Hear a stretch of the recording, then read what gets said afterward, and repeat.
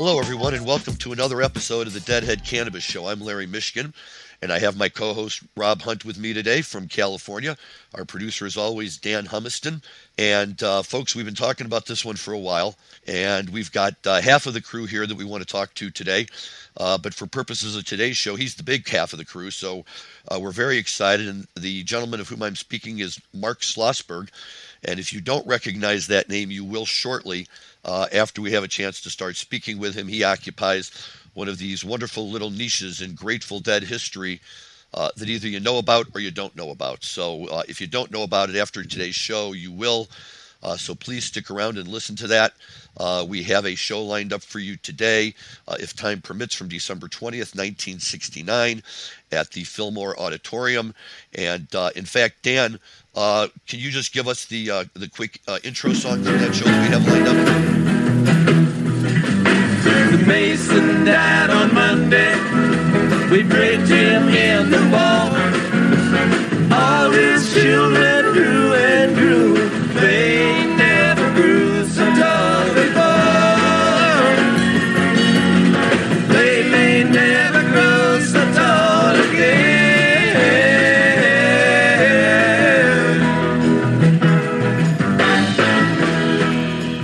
Thank you very much. Yeah, Mason's Children is always one of my favorites. It's, I believe that was only the second time they had ever played it, I read in the notes, and, they really come out strong. 1969, they're firing on all cylinders.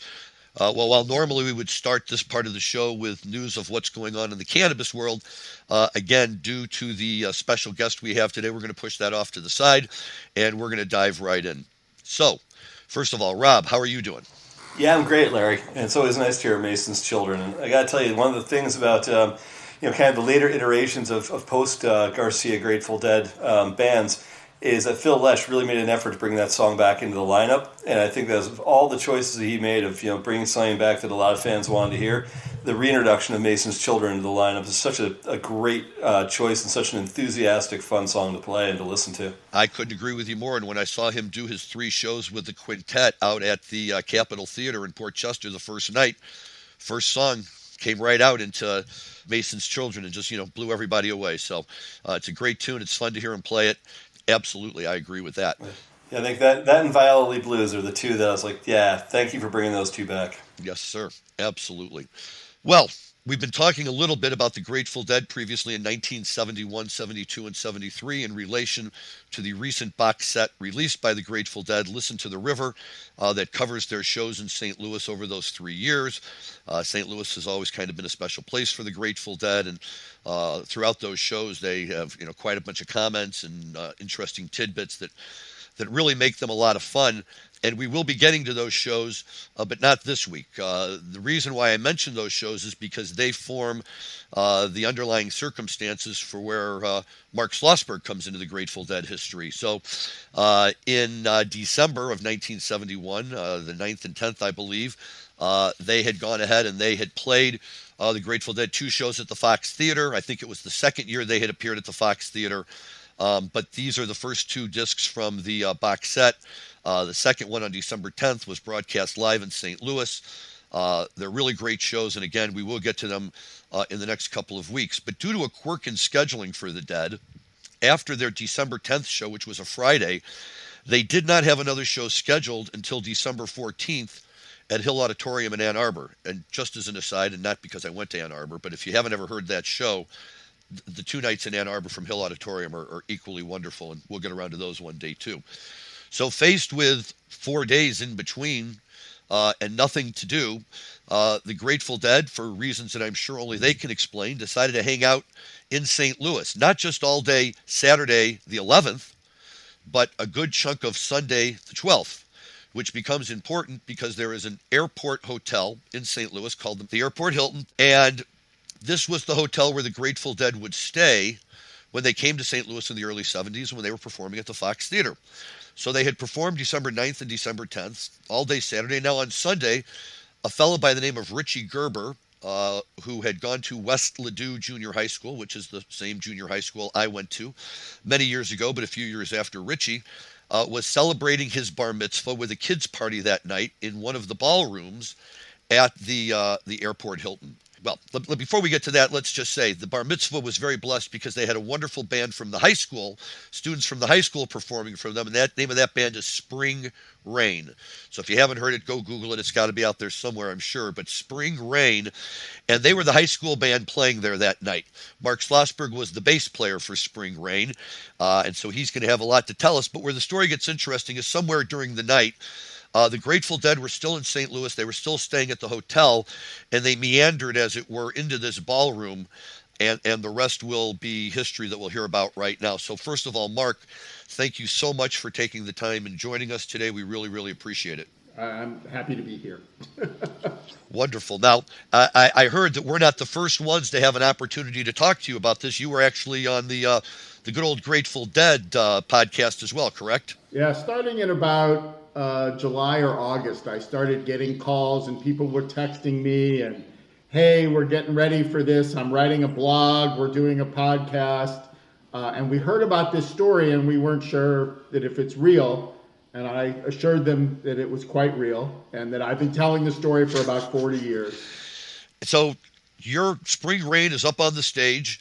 Give us an idea of what kind of a band Spring Rain was. What was your standard bar mitzvah set list? So we were we had moved past the acid rock days, and we were into folk rock at that point.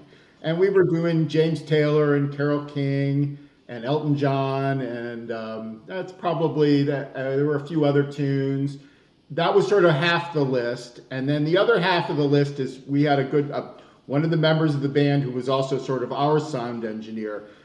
His name was Steve Fisher, and Steve had a shtick that got the kids up and dancing. He'd come out all greased up, like greased lightning, sort of like what was it, Sha Na Na back in the days, and so Steve would do Blue Suede Shoes and Johnny Be Good and all of those things, and you know we were not bad. We were all in 10th grade at that time, mostly 15. Steve was the only 16-year-old, and so he was the one that had to drive all the equipment around.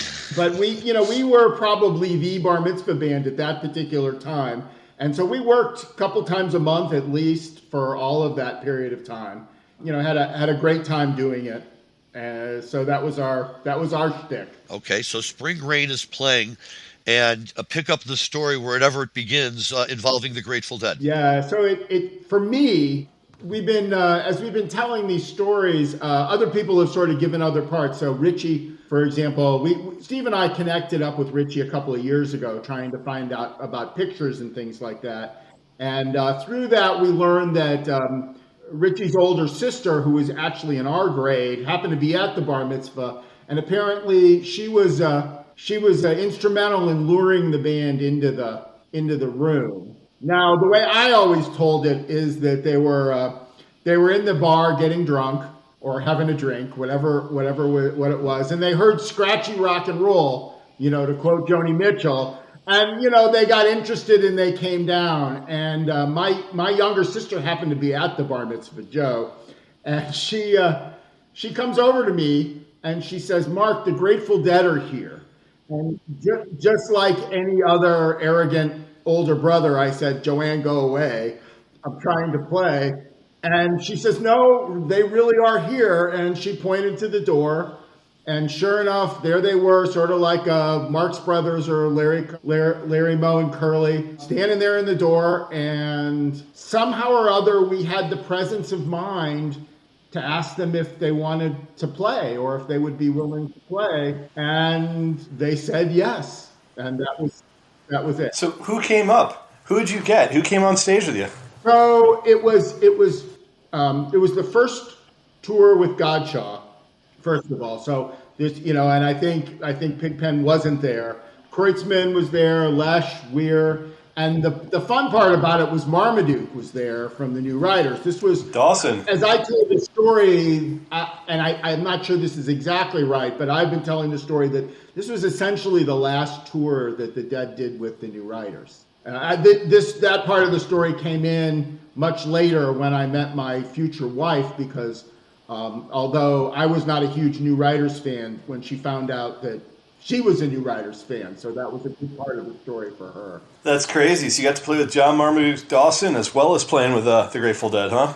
That's it. And mostly they played New Riders tunes. That's what that was what they did. They did not really do Dead tunes. They did New Riders tunes, and he kind of led and sang. That's even cooler, man. That's like, don't bury the lead. Like I got to play with the Grateful Dead, and we played New Riders songs. That's incredible. Yeah, it was really nice, and it was funny because while we all knew the Dead, and I probably had American Beauty and Working Man's Dead, I wasn't a huge Dead fan at the time. And I definitely didn't know who the New Riders were. But after that, we picked up a whole bunch of trucking songs. All the trucker songs, the trucker rock that came after that. That was what we added to the repertoire after the gig. Oh, my God. So now, did you have a chance to actually play with them? Yeah, so what happened, they played 4 or 5 songs, and then we had to sort of finish our gig. And that's when, and I don't remember all this, but Steve was talking about this. Then Steve came out for his set, all slicked up and ready to rock. And apparently the Dead guys were in the back cracking up because it was a very funny set. We did it. And of course, all these 13-year-old kids are out there dancing and all. And then after that, so one of the more unique parts about our band was that we were all new musicians. We were not great musicians at that particular point. I mean, I've gone on and played seriously for a while, but we had a piano player at the time, John McSweeney, who is blind. I always say he was blind, but he probably still is. And he was actually the rock of the band. He was probably our best player at the time. And I always say they were what I thought the reason that the Dead hung around as long as they did is I think they were intrigued. They maybe were just high enough to think that maybe they were looking at the next Ray Charles or Stevie Wonder or something. John was really good, and that kind of kept their interest. And somewhere along the lines, we started a 12-bar blues kind of thing, and they came up. And I gave my bass to Phil, and Doug turned over his drums to Kreutzmann, and Bruce gave his guitar to Weir, and the rest is history. And we jammed a little bit on 12-bar blues. We were not great improvisers at the time, but it was the one thing we all knew, and it was easy to do. So the kid whose bar mitzvah it was, did he understand the magnitude of the moment of kind of like what was happening? Or was he just like, who are these old guys and why are they playing my bar mitzvah? I guess they weren't even old then. They were pretty young guys then. So it's funny that you would ask that question because through our conversations with Richie and all, Richie was a typical 13-year-old Jewish kid. He wasn't as interested in the Grateful Dead as he was in sports.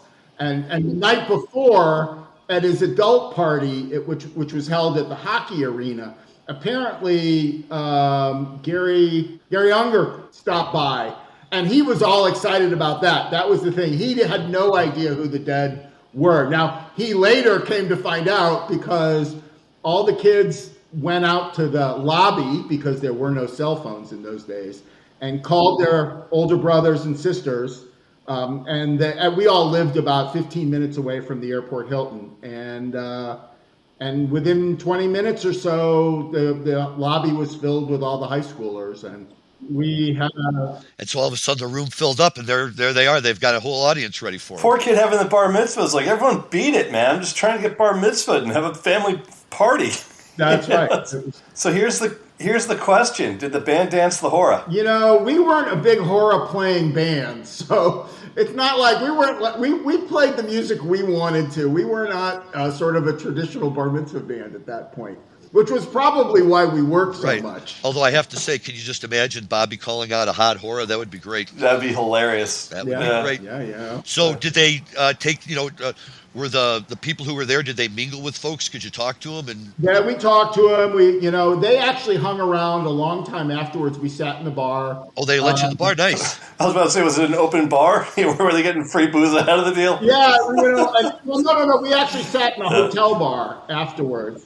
And John was there, his mother always had to come and pick him up because he didn't drive and all. So, it was kind of a family scene. I later found out that it might not have been quite as family as I thought, because my sister then sort of came forward many, many, many years later with how the autographs were being signed. And they weren't all on publicity photos, although I have copies of the publicity photos from one of the young ladies whose father was a rabbi. So I have copies of those with the signatures of everybody.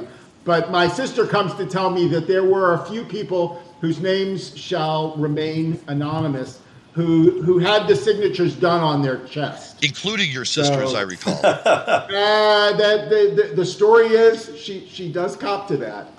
Look, it's harder to sell that way.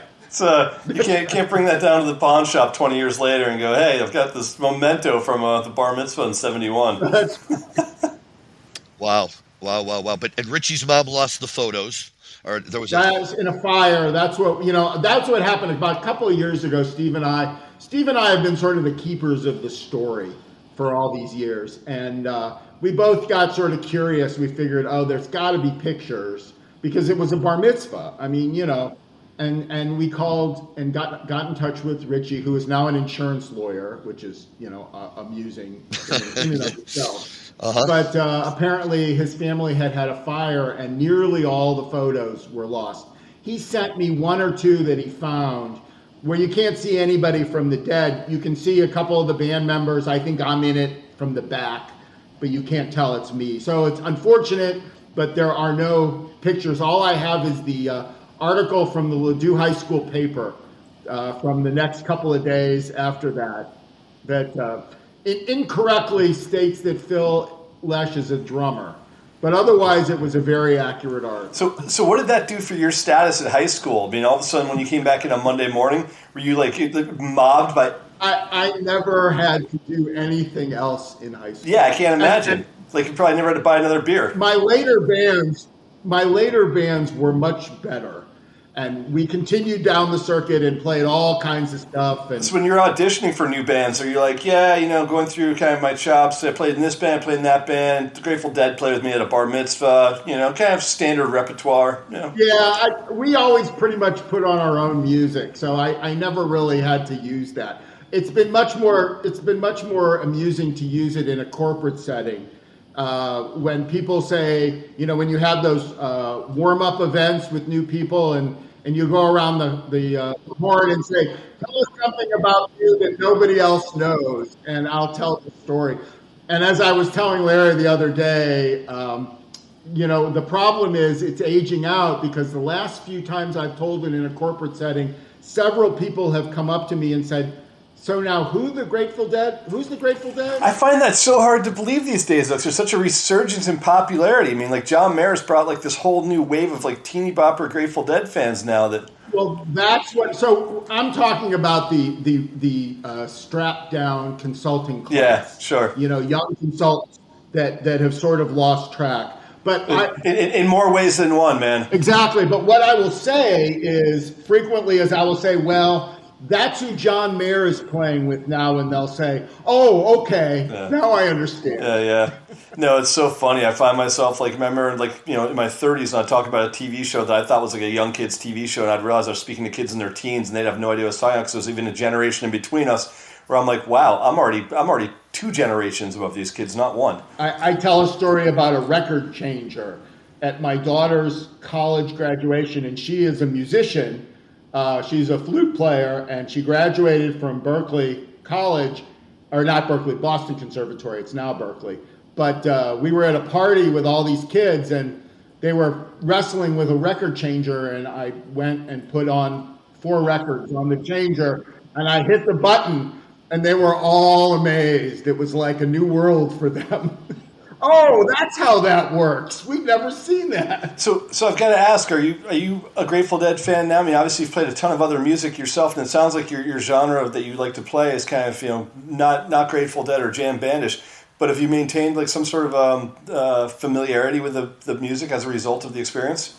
Oh, absolutely. So it's become lore just because of where I married into. So my not so much my wife, although she's into it. She was more of a New Riders fan, but her cousins are huge Grateful Dead fans. In fact, you were mentioning that show at the Capitol Theater. My wife's cousin Sharon, my cousin now, she was at that show, and she, she's our age and goes to every show imaginable. So there, and then my son-in-law, who's in his 40s, he was one of the guys that sort of traveled with them for a while and sold merch in the parking lots. And then and we have gone and seen Dead and Company with my grandson at the Gorge. So, I still keep a connection. I'm not sure I will do it again, but, I still enjoy it. And I put on the old albums every once in a while and enjoy it when they come up on the playlist. So, well, tell your sister that my claim to fame is that I snuck into David Nelson's dressing room at the Gathering of the Vibes in 2006 and drank all his beer. So she's a New Riders fan. She'll appreciate it. Never leave a dressing room, unguarded. So, Mark, what I really want, if you have a second and can tell us what you shared with me the other day, fast forward a year, the Dead come back to play at the Fox Theater, and you got a story about that. I do. So it was very amusing. We were, now we were 16-year-olds instead of 15-year-olds, and and by that time we'd known how unique that experience was the prior year. And, and they did hang around and we talked and all that. So we thought, well, what the hell? We'll go down to the Fox Theater. We'll hang around the door and we'll see if they remember us and let us in. But by that time, I think their world had moved on. Things were very, very different. And the bouncers were having none of our story. They weren't interested in the story.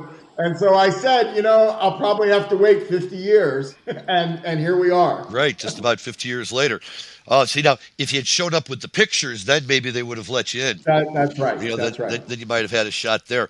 So I know Rob was asking about about how you follow the Dead or if you play their music at all. Did you ever have a chance? Did you ever go to the Fox Theater in any of those years to see them? I think I went to the concert that we tried to crash.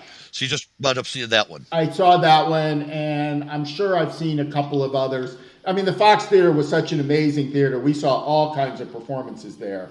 And I'm pretty certain that I saw the Dead in one of those. I always loved the Fox Theater, and I may have mentioned to you, by the time I started seeing the Dead in '82, the Fox Theater was, in a part of St. Louis that nobody went to, and nobody was going in the Fox Theater at that time. But we all had heard the stories, and we all pined for the day they'd even just come to St. Louis, let alone the Fox Theater. And lo and behold, 1986 in the summer, they announced they're going to play 2 shows at the Fox. We got our tickets. We were all ready to go. Jerry went into the diabetic coma a few weeks before, and that was the end of that. And they never sniffed the Fox Theater again, although a few years later in 2010, Fish decided to play a show in the Fox Theater. So a cousin of mine was able to get me tickets for that. So I went down and I went with him to the show, and around my neck in a laminate, I had my Grateful Dead ticket from 1985. So just in case anybody didn't believe me, I'd be able to flash it at them. And seeing Fish in the Fox Theater was wonderful. I mean, it is definitely a great place to see live music. Just sorry that I never had the chance to see that. I guess that's just the burden of being born a little bit later. But would you, I know you said you had American Beauty and Working Man. Did you ever listen to live Dead, and some of the really like primal acid rock stuff? Well, the one that came out afterwards, right after that was and I can't remember the name, but I think it was the Egyptian tours, the one that they did when they were traveling through Egypt. And I have that album at home, and that was probably the sort of the liveliest album that I ever listened to. And I sort of drifted away and moved into jazz and other kinds of music by that time. And so, but I've always come back to the old stuff. So, do you ever have a chance to listen to any of Jerry Garcia's solo stuff? He does a lot of jazz with David Grisman and Howard Wales, and so yeah. And it's funny how I came upon that. And it's really interesting now because my son, who's in his 30s, he discovered the pizza tapes, and he had that. And so, and I stole all of his music after, I tried to steal all of my children's music so that I wouldn't become old. And so he had the pizza tapes, and then, I started discovering the Tony Rice stuff, which for me, I am a humongous Bela Fleck fan. In fact, we saw Bela first concert in 2.5 years, just about 4 nights ago. Right, I heard that he's back out touring again. Oh, it was a fantastic concert. Unbelievable. But, what happened was I started to put all these threads together, and he started with Tony Rice, and then there are these great interviews. I'm also a big Mark O'Connor fan, and there's this great interview where Mark O'Connor and Tony Rice are sitting around with Jerry Garcia talking about how he should hear this young musician called Bela Fleck. These guys, and Jerry Douglas, these guys are amazing. And then also, of course, I've been a longtime fan of David Grisman, so that's all of those things. We've seen, him in local jazz venues and here in Seattle. So, love David Grisman, too. What was interesting about that Phil Lesh show from the Capitol Theater that I was mentioning, and you said your sister was at, like the third or fourth song of the night was So What? Oh, yeah. And, Miles Davis. And it's funny what your perspective is. We've talked about before on our show, all of the other bands I discovered because the Grateful Dead were covering them. So I'd go out and say, well, if the Dead are covering Dylan or whoever, I got to go listen to all of their music. And, all of a sudden I'm being turned on to everybody. And I knew that So What, it was on a Grisman Garcia album, was not a Garcia too, but they started playing it. And everybody's like, what is this? I'm like, So What? And they're like, so what? I mean, it's a Garcia tune. And someone's like, no, it's not, idiot. It's a Miles. I'm like, okay, I know it's Miles Davis, but I'm oriented to it through Garcia. Right. Well, it's interesting. So What isn't in my current repertoire. I play with my neighbor who is the next generation. He's in his 30s or 40s, and he is a great jazz piano player, and he and I get together and jam, and So What is one of our tunes, so that it's funny. Oh, yeah, no, that's just one, But again, it just all the different stuff it's pulled me into. It's just amazing. Do you keep up with the other members of Spring Rain besides Steve? Sherry, our singer, she and I, she's been out to Seattle and had dinner. We had dinner with her. I haven't seen her in a few years. It was funny. Doug Heller, the drummer, called me during all of the run up. People were starting, as you said earlier, you were trying to find me. Various people had called me, and, another friend of a friend called me and said, oh, I know one of the guys that was in the band. So Doug and I talked. It's the first time he and I had talked for a long time. And that's about it, really. Our guitar player is off at somewhere in Massachusetts, and what I've heard is that he is a songbird expert. He has become quite the expert in bird songs. So, we know where people are, but we're not all close anymore. Okay, so there's no hope of a 50th reunion for Spring Rain. Highly unlikely. It's much more likely that my subsequent bands would play again than that. I don't know. Maybe if we told Bob Weir about it, he'd want to reconnect. I have always wondered, will I see them in an airport somewhere or something like that, and could go up and say, do you remember? But I've never gotten to do that. So.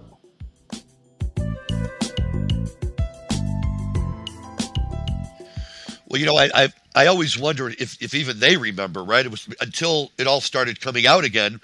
And like I think I told you, although you're from St. Louis, Keith is from St. Louis, I'm from St. Louis, there's a little bit of an age difference here, not much, but enough. And I never knew Keith in St. Louis. I met him up here. And I was introduced to him. Somebody introduced us because they know we both like the Grateful Dead without realizing the St. Louis connection, which, we just launched into all of this. But as Deadheads will do when you're first meeting another Deadhead and you really want to, throw it around. I was at this show. Well, I was at Richie Gerber's Bar Mitzvah. And I was like, what? What are you talking about, Richie? Who the hell? Oh, West Ladue. I know West Ladue. I know the airport Hilton. I know all of this. Now, bring this around full. And he tells me this story. And it had to be over 30 years ago. And I like Keith. I didn't have any reason to believe he wasn't telling me the truth. But I'm just wondering, was it really like, somebody who looked like the Grateful Dead? It seemed a little strange. And over the years, I would tell the story. Oh, I've got this buddy who saw the Grateful Dead at a Bar Mitzvah show, and everybody would just kind of shrug their shoulders. But 6 months ago, the article I think that you were talking about popped up on the internet, and people started sending it around. And then, of course, when the box set came out, and David Lemieux talked about it on his podcast, and all of a sudden, it wasn't even just that, wow, Keith was telling the truth. He's like, wow, Keith was at a moment of Grateful Dead history that here we are celebrating 50 years later, and I'm sure a 15-year-old bass player couldn't have imagined that at the time.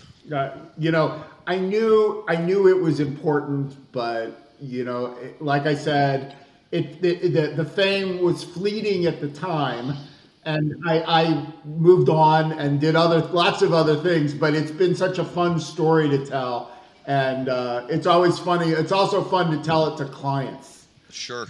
Oh, I can imagine. Right. For all of these. Right. I mean, talk about a great icebreaker. You told us that's what you do with it. So that's really a great way to get going.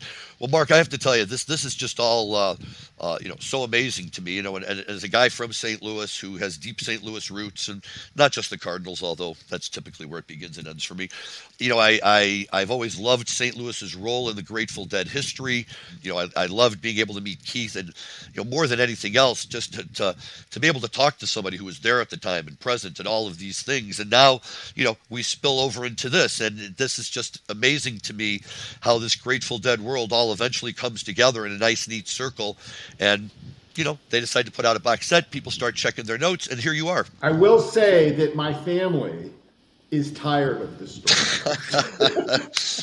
Well, they would prefer never to ever have to hear it again, because they've heard it so many times. Well, I'll tell you, my father's an orthopedic surgeon, and, he was as conservative and, sorry, Dad, boring as they come. I love him to death, but, he was never going to be a guy. I tell my kids, they come and listen to all of my music. There's not a single album at your grandfather's house that I've ever listened to or would ever listen to. But in 1978, long story short, Stones came through St. Louis on their Some Girls tour to do a surprise show at Kiel Opera House, and Wyman had fallen off the stage in Minnesota the night before and broke his finger. So the producer knew my dad, got him down there to take care of Bill Wyman's finger. While he was there, he wound up lancing a boil on Mick Jagger's butt. Rolling Stones went out and played. My dad sat on the stage all night. My cousin was in the first row watching, because I was away at summer camp in Wisconsin when all of this went down. But I tell the story as much as I can. My father doesn't want to hear the story anymore. Most people would say, wow, that's cool. His response was, no more rock concerts. They're loud and they're smelly and there's people smoking dope and you're not going to anymore. I'm like, how did this happen? So we tell the story. He's like, yeah, whatever. But however it works, it works. So, do you ever get back to St. Louis? Yeah, in fact, my wife and I just did what we call the Cousins Cemeteries and Corn Stubble Tour. And we landed in St. Louis. I had yet to see my mother's headstone, which had been placed a couple of years ago. So we went there, and then we went out to Columbia and visited cousins. And then we actually drove up your way. We drove through the corn stubble was Effingham and Champaign.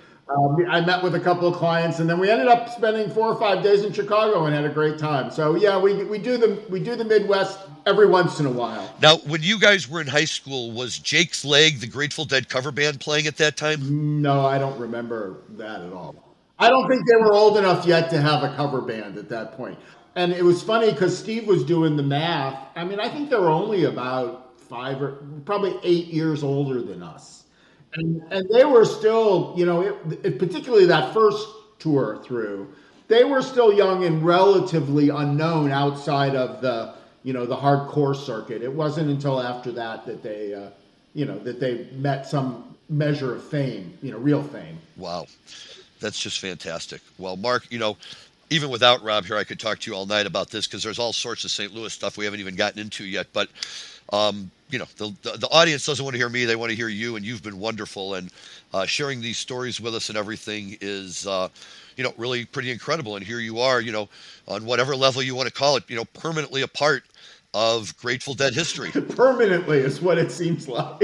And God bless, right? 100 years from now, some deadheads will still be talking about a story when the Grateful Dead. I was happy that I could finally tell the story officially with you guys and the podcast and all this, so that maybe I won't have to tell it quite so many times in front of my children. I just point people to the podcast. In fact, that last article in the Jewish Light, guy calls me and I said, well, before you interview me, why don't you go listen to the podcast? Because frankly, we got most of the really good details out. Right. And I'm glad you mentioned that because in St. Louis, for the Jewish community, we do have a weekly newspaper called the Jewish Light, which, prior to this, as I can recall best, their most exciting article may have been, I can't even recall. It was something my mother read, my grandmother read, and I wasn't allowed to throw out, and I had to make sure and yet here they are, the Jewish Light, and I've heard that the St. Louis Jewish community is trying to cash in on this as a way to, kind of bolster up the idea that this was at a bar mitzvah and it's a big Jewish thing, and I can't tell you how many people reached out to me after that article, and I never even talked to I texted with the author, but I never really talked to him. And the day after it dropped, I'm getting texts from my best friend, my old friend from high school, and this one and that one. It was, everybody reads the Jewish Lights. Well, but okay, so over the last, 30 or 40 years, when you would get together with some of your buddies, is it the kind of thing that they would talk about, or was it the kind of thing that, was mostly pushed to the side by now? It was not that important in sort of, everybody's life. And again, most people who weren't there are tired of hearing the story. So, it would usually just be new people who when I was trying to impress them, or that's probably not even the right word, but, give them some sense of how old I am. Right. True that. Oh, here's one other question I wanted to ask you. You said you let Phil Lesh play your bass, because obviously he was their bass player. Did he give you any tips? Well, actually, it was really amusing because I had just started to play stand-up bass because my mother, I had played guitar for years, and in switching into the spring rain, I had taken up the bass. And my mother was very insistent that if I was going to play this electric thing, I had to learn the real one. So I had started taking bass lessons from the principal of the Seattle Symphony. And then it was like, okay, well, if I'm going to play a real bass, why don't I get a fretless bass? So I had a fretless bass, and I remember one of the things that he said to me was that he had actually never really played with a fretless bass. So that was a little different for him. Now, I don't know that I played it very well, but at least I think it was a new experience for him at the time. Well, I'm sure, and of course, Phil went on to revolutionize it. He plays either it's a 5-string or a 6-string bass, and all that kind of stuff. He's just, but of course, he also wrote classical music and he was kind of the savant of the group, I think. So that's great. So yes, well, tell your kids not to listen to the podcast. Everybody else can, because, people are going to want to hear these stories, and hopefully, you'll still keep getting, at least a little bit of recognition out of it. For a life story to have, this isn't a bad one. It's not a bad story. It's a good story. The last thing is that for years, it was actually my guitar that the guitar player was playing. And so when those strings were well used, we pulled them off and stuck them on our wall, and Steve wrote a note saying these are dead strings. And that was one of the goofy things that Steve would do, because only he would get slicked up and go out and sing Johnny Be Good. That's too funny. So, you put your strings up on the wall. Sure, why not? I mean, you have to memorialize it. Did they ever tell you where Garcia was that night? No, not really. And I've always speculated, but I'll keep that to myself. Well, there were a lot of, I'm sure, pretty young girls running around in that place. So, and Jerry did have an affinity for those kind of things, so who knows? So, you go home at the end of the night, you have a good story to tell your parents. That's great. That's right. Well, actually, Steve tells the story is that he woke his parents up to tell him that he had just played with the Grateful Dead, and they just rolled over and said, "That's nice. See you later. See you in the morning." Right. Good night. Don't wake me up. Sure, exactly. Mark, thank you so much. This has just been wonderful for you to give us the time today. We had been talking still a couple of years earlier here, 1969, a Fillmore show on the 20th of December. And now we can dive into that one a little bit. Dan, do you have that second clip from that show?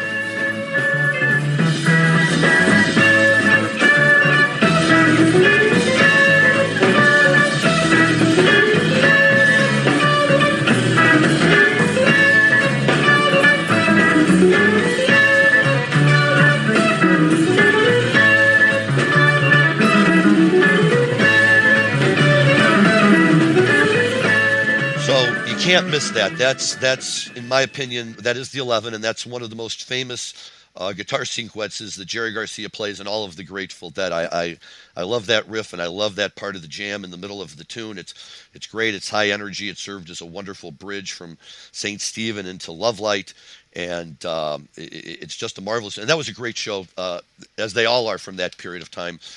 December 20th, 1969 from the Fillmore. And as always, one that I would encourage everyone to go out and pick up.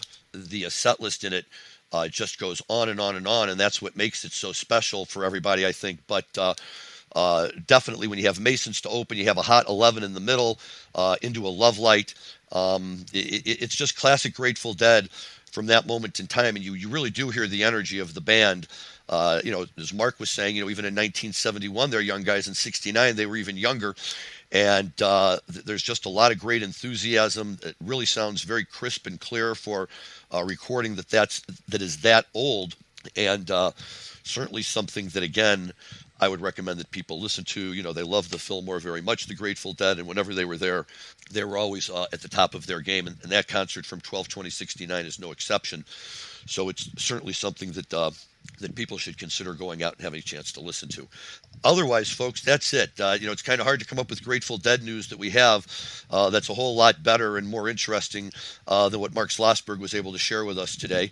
And on the marijuana front, what I would tell everyone is go read the article about Curaleaf's recent announcement of a $425 million private placement of 8% senior secured notes that are due in 2026. And go ask your father or your grandfather if they ever imagined that a marijuana company would have news like that, in the national media. And of course, this is just another day in the marijuana industry, another huge deal. It's becoming a monster. People still talk, in a sense as though, well, what if it doesn't really survive? It's not going anywhere. The cat is out of the bag here, and we're on our way. Mark, if you're still there, and if I could just ask you another quick question really quickly, without incriminating yourself by any means, would spring rain pregame? Well, speaking from a state where it's incredibly legal, one of the first two, we've been having a great old time. We didn't really, spring rain, no. Subsequent bans, absolutely. Of course. See, now your kids will have a reason to listen. Blackmail material. My kids, we've had long conversations, so it's no secret. No, as have I. I figure that's the only way to do it. You just got to let them know the way of the world. I was wondering, and any reason to believe that the Dead had been imbibing on anything other than the bar before they showed up? Were their eyes kind of glazed and spinning? Or? We were so focused. I mean, for us, it was a gig. We were being paid, and when all of the hubbub died down, we still had to load up. And like the old Jackson Brown song, we were our own roadies. We had to load up the truck and get it back. So, it's hard to know. Again, that was always my speculation. They were drinking whatever was happening elsewhere we didn't know about. They were very focused, and Steve talked about this. Bob Weir apparently spent a lot of time with Steve talking about not imbibing and not getting involved in particularly the hard drugs. Steve remembered particularly that I think he had said he'd been to high school with Janis Joplin and had lived through many of these things. So while I'm sure there was a lot of stuff, we were all very focused that the addictive stuff was something to stay away from. And that was a part of the conversation that evening. So wow, that's kind of cool to know, actually. Yeah, absolutely. And, that wasn't a conversation I had. That was one that Steve had. But sure. I think that was all part of it. I think they realized once the gravity of what was happening, they turned to be much more family oriented, if you will. And I think they made sure the evening didn't end up, as somebody said, I think it was Jesse Jarno or somebody like that, said, yeah, all the kids got home, nobody was missing, everybody had a good time. It ended up being a little more PG rated than you would have expected at a show like that. So, sure. But these were 13-year-olds, so you do have to be careful. So, well, I'll throw out a name that you may or may not recognize from St. Louis days: Harold Yalem. Oh, sure. Harold was one of the. He did the bar mitzvah parties, right? And he would. Yeah, he was our competition. He was if they didn't have a band, if they didn't have a band, it was Harold Yalem's gig. And what I used to get a kick out of with him was, in order to get the guys and the girls to dance, he'd have all sorts of games, and he'd hand out albums. And one night we were at a party and he said, "Oh, here, come out to my car. And he opened up his trunk and he had more albums in there than I had ever seen. And he said, "What do you guys like? Do you like the Grateful Dead?" And I remember this. He showed me Blues for Allah. And at the time, I had no idea what it was, and I probably wound up walking out of there, with a Head East album or something. But even this guy Harold Yalem, who I just always assumed was this real traditional kind of guy, even he was handing it out back then. So it was amazing. That's too funny. Okay, well, we've gone through a few things, but if you have any other questions for Mark, lay them out there, baby. I do have a tongue-in-cheek question to ask you, which is that, you said you were playing Smelton John back then, and I think Madman Across the Water came out right around that time in 71. So my question is, did you play the song Holiday Inn at the Hilton? We did not, but it was funny because Elton John was the second concert I had ever seen. The first one being Jimi Hendrix when we were 12 years old. Wow. Where'd you see Jimi Hendrix in St. Louis? At Kiel. Oh my! And wow. 1968, I have the poster framed over our toilet in our powder room. So that Bruce and I and one other friend from middle school, we called it junior high back then. I don't even know why my parents allowed it to happen, but we did. And then we moved on to Elton John, and then we started playing the music. So we were really more in the Your Song area. The first two albums, Tumbleweed Connection and the original Your Song album. I can't remember. I think that was. Yep. Take Me to the Pilot. Yes, I think we did that one actually. That's because I think the big songs that came off of Madman Across the Water were Tiny Dancer and Levon, and that was 71. Yeah, that was actually that was after us. I mean, we weren't playing that music. We were playing it just earlier than that. Oh, come on, man. Tiny Dancer is the perfect bar mitzvah song. Well, the perfect bar mitzvah song was Money from Pink Floyd, but that was a later band. That's actually a great choice. As the relatives are walking up handing envelopes. That's exactly right. But what was great about that song is it was in 9/8. I think it was 9/8 or 7/8. I can't remember, but it was very interesting to watch the kids trying to dance to that. What a great bass line. Right. It's true.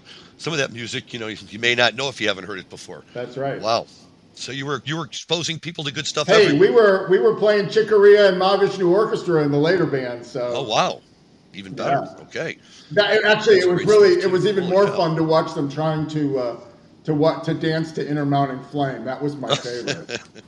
Kids will dance to anything, especially if they can slow dance. Yeah, but getting to dance in 9/8 time, that is not easy. That's the kid that's awkward already, tripping over himself. Or all of a sudden looking like he knows what he's doing. Right, yeah. Suddenly he's a genius. Goes on to be a great modern dancer DJ after that. That's really funny. Well, all I can say is I am delighted to know that the rumor or the myth or whatever you want to call it is true. And I feel the same way talking to you, Mark, as I did the first time I spoke to the Waldos about the origin of 420, where all the stories I'd heard about it all sort of came together. I'm like, wow, this really is true, and it really is you guys, and this really happened. And there's certain parts of sort of the Americana lore of the Grateful Dead mythology that when they're confirmed just makes you feel really, really happy to know that they're really true. Well, and it's partially fun because it was essentially an underground story for 50 years. Right, exactly. I mean, I would tell the story, and I'm sure Steve told the story. He talks about his family's tired of it, but it wasn't ever public or anything, and it took a 50-year anniversary for somebody to actually dig around and say, so are any of these people still around? And, we haven't died yet, although sometimes I wonder. And you're not too much younger than some of those. If you were playing in a band at a bar mitzvah, you probably had to be, as you said, 16, 17. We were all 15. Only Steve was 16. He drove a yellow Pinto station wagon, the one that was made famous by Ralph Nader. That was what we hauled our equipment around in. Which meant that if that was the case, and you said you never had to do another thing in high school, you had 4 very easy years of high school, man. Well, okay, so I was a sophomore. So because the Ladue High School started was in 10th grade, but yes, I had a wonderful my years. And people say they would never go back and revisit high school. I had a great time. Yeah, I did too. Yeah, high school's fun, especially when you're meeting the Grateful Dead. Yeah, or or sneaking out of your house to go see the Grateful Dead, as a kid. Or, by the way, sneaking out of the house to go see the New Riders, who used to play right down the street from me in White Plains, New York. And I couldn't get into the bar, but I could stand outside, and they had the stage right against the window of the bar, and we just stand out there and kind of half dance in the parking lot where people drive by going, "What's wrong with those kids?" But it was fun. Well, it was funny because I had never heard of them before that night, and then after that, like I said, when I met my wife and discovered she was a New Riders fan rather than a Grateful Dead fan, I thought that was, there's a Jewish word, beshert. That's what it was. It was fate. That is, well, look, when the stars align, they align, and with the Grateful Dead, that seems to happen more often than not. Okay, wow. Well, this has just been fantastic. Thank you so much, Mark, for joining us. Happy holidays to you and your family. And wow, I guess it's something I can check off my bucket list now that, I talked to one of the guys who was in the high school band at the Richie Gerber Bar Mitzvah. That's a big step for me. I'm telling you, Mark, this has been a quest of Larry's, an absolute quest where he's like, I'm going to track this guy down. And this is before we started hearing all the hype, before that it even came out. Larry was ahead of the game on this one. I got to give him a lot of credit going, I've heard this story. I think it's true. I know a person that swears it is, and I'm going to track this one down, and we're going to get him. And kudos to you, Larry, for sleuthing and getting this interview to happen. So, and thank you, Mark, for making it happen. Yes, and thank you to Keith Zerman, who's not with us today, but will join us on another episode, who was the gentleman who shared the story with me and helped me make the connection with Mark. So also thank you to Keith, who wasn't able to join us today, but thank you, sir. Okay, guys. Well, don't forget for our listeners, next week we will have Jim Marty back for his final episode as one of our co-hosts before he goes off into wonderful retirement, leaving controls to just Rob and to me, and hoping we don't crash it right out of the box. But we feel good and confident about that, and we're going to be ready to roll. But please tune in next week so we can all say our goodbyes to Jim, one of the founders of this podcast and one of the big players early on in the cannabis industry, especially on the accounting side. Also, since this is our last show before the Christmas holiday, for those of you who celebrate Christmas, have a very happy Christmas, a happy, healthy Christmas, a Merry New Year, and all that kind of stuff. And we will be back next week. But as we leave today in the spirit of Christmas, we're actually going to switch back over to one of these Fox Theater shows that brought the Grateful Dead to St. Louis in 1971. And we've talked a lot about their covers of Chuck Berry tunes. Here's another one that's very good for the season, Run, Rudolph, Run. So to all of our listeners out there, thank you for listening today. Thank you again to Mark Slosberg. Everyone have a great holiday and enjoy your cannabis responsibly. Out of all the reindeer, you're the mastermind. Run, run, Rudolph, ran up not too far behind. Run, run, Rudolph, Santa's got to make it to town. Tell him he can hurry, tell him he can take the freeway down. And away went Rudolph, whistling like a merry-go-round. Said Santa to a boy child, what have you been longing for? Said all I want for Christmas is a rock and roll electric guitar. And away went Rudolph, whistling like a shooting star. I'm Josh Kincaid, capital markets analyst and host of your cannabis business podcast, The Talking Hedge, and newest member on PodConX. So come on over and check out The Talking Hedge. We talk about business news, interviews, investments, events, all that stuff. So come nerd out with me over at The Talking Hedge. You can find me at thetalkinghedgepodcast.com or on all your favorite podcast platforms. Don't forget to like, share, and subscribe, or don't. And I'm out.